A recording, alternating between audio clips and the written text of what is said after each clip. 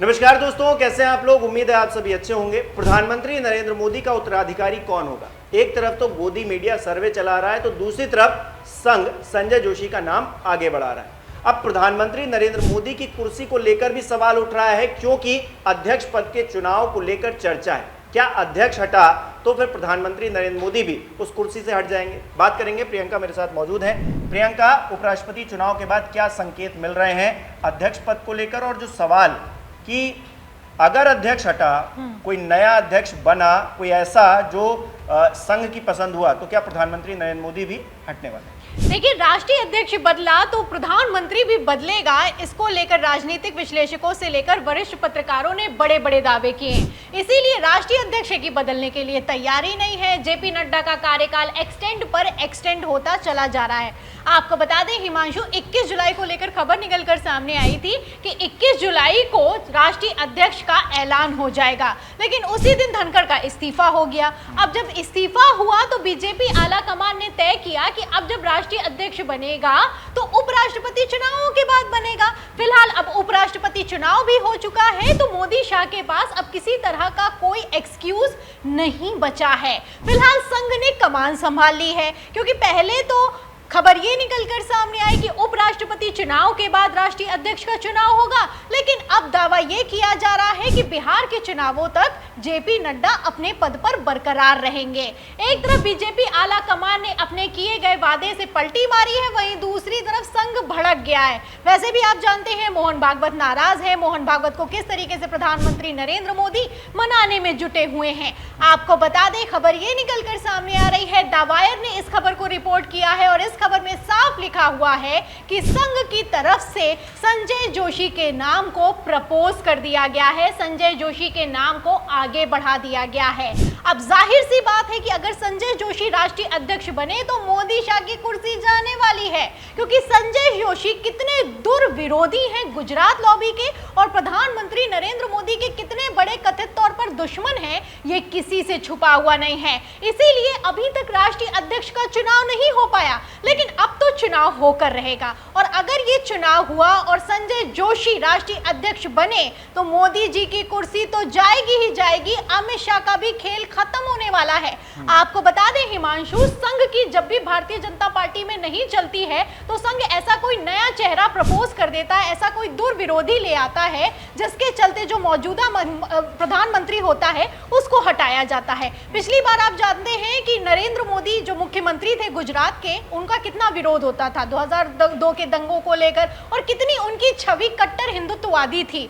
लेकिन इन सब के बावजूद भी संघ ने उनको प्रमोट किया। अटल बिहारी वाजपेयी उनको आगे नहीं बढ़ाना चाहते थे, लेकिन संघ ने आगे बढ़ाया। तो अटल बिहारी वाजपेयी को हटाने के लिए मोदी जी को लाया गया, और अब मोदी जी को हटाने के लिए संजय जोशी को लाया गया है। ये सोची समझी रणनीति के तहत काम किया जा रहा है। और इस खबर, जो कि द वायर की खबर निकलकर सामने आई है, इस खबर ने पूरा का पूरा खेल अब सबके सामने खोल कर रख दिया है। एक तरफ एनडीए की मीटिंग में अमित शाह को एक तरीके से प्रधानमंत्री नरेंद्र मोदी ने अपना उत्तराधिकारी घोषित किया, वहीं दूसरी तरफ गोदी मीडिया ने भर भर कर खबरें चलाई है कि मोदी का उत्तराधिकारी कौन होगा। मतलब मोदी जी हटने वाले ना हो उसके पहले गोदी मीडिया ये खबरें चला दे कि मोदी का उत्तराधिकारी कौन होगा, ये अपने आप में बड़ा संकेत है कि कुछ बड़ा होने वाला है।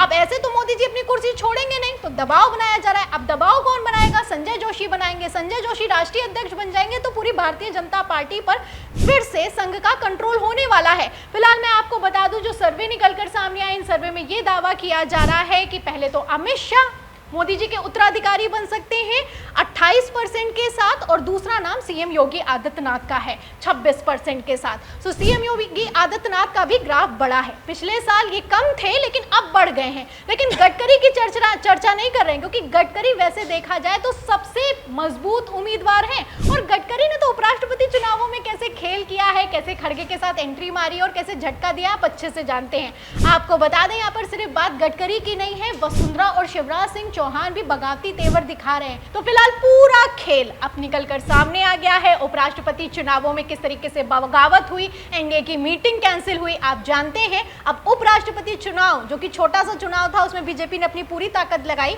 अब राष्ट्रीय अध्यक्ष चुनाव में क्या करेगी ये देखना होगा। हिमांशु, अच्छा, प्रधानमंत्री नरेंद्र मोदी को अभी 1-1.5 साल हुआ है, उनको अभी लंबा कार्यकाल अभी अपना बिताना है। अमित शाह ये नहीं चाहेंगे कि वो कुर्सी से उतर जाएं, क्योंकि वो उतर गए तो फिर एक होता है ना कि दोस्त अगर चला गया तो फिर हम क्या करेंगे। संजय जोशी के नाम को अगर आगे बढ़ाया जा रहा है और बीजेपी आलाकमान इस पर तैयार नहीं होती तो फिर क्या मतलब होगा, क्योंकि पेज अगर फंसा हुआ है तो फिर तो वोटिंग ही एक जरिया बसती है। क्या वोटिंग होगी संघ के बीच में और बीजेपी आलाकमान के बीच में? वैसे मैं बता दूं आपको हिमांशु, आज तक कभी वोटिंग हुई नहीं है।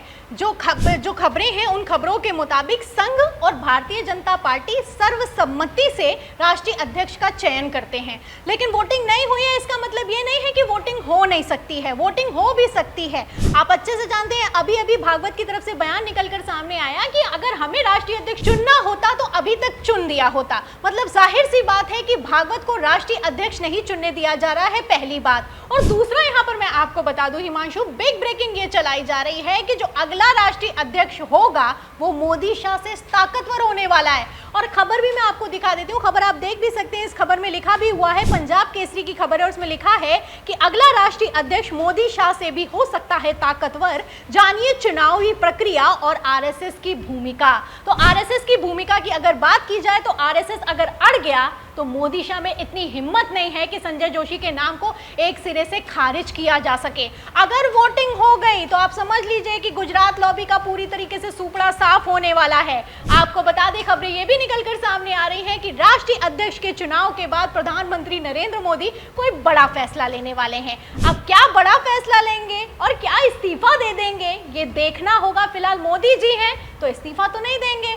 आपको बता दें कि 17 सितंबर की अगर बात की जाए तो राहुल गांधी भी बड़ा बम फोड़ने की तैयारी में है।